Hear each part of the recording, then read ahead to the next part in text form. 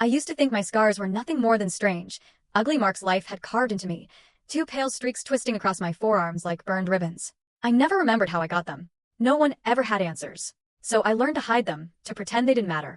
But everything changed the moment a billionaire grabbed my arm at a charity gala. His fingers tightened around my wrist. His eyes widened, shocked, disbelieving, almost terrified. "Those scars," he whispered, breath trembling. "I've been looking for you for 29 years. The entire room fell away. The music drowned out.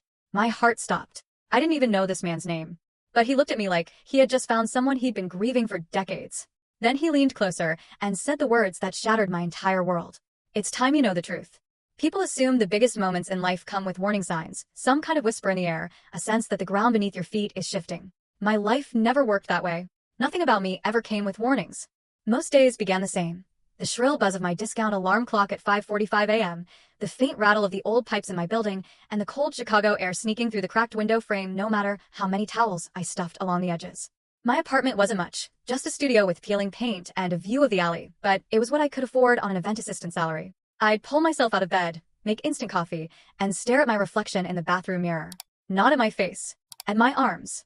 Too pale, jagged scars running from my wrists toward my elbows like faded lightning bolts.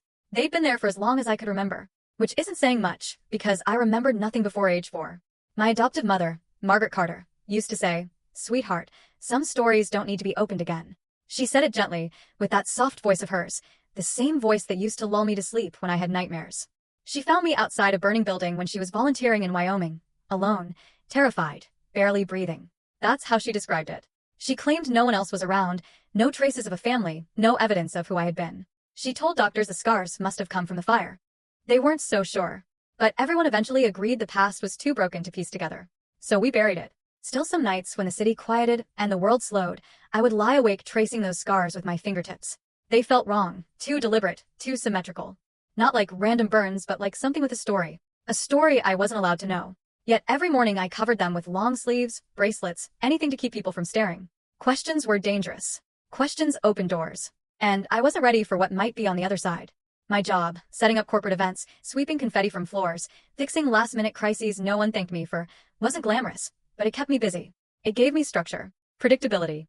I knew where every tablecloth was stored, which chandeliers flickered, which clients would scream at me for mistakes I didn't make. Invisible work suited me. It allowed me to exist quietly, unnoticed. Safe. On the day of the Kingsley Foundation Gala, I remember thinking it was just another overtime shift, another night of hauling crates, arranging wine glasses, and pretending not to hear the elite complain about things that cost more than my monthly rent.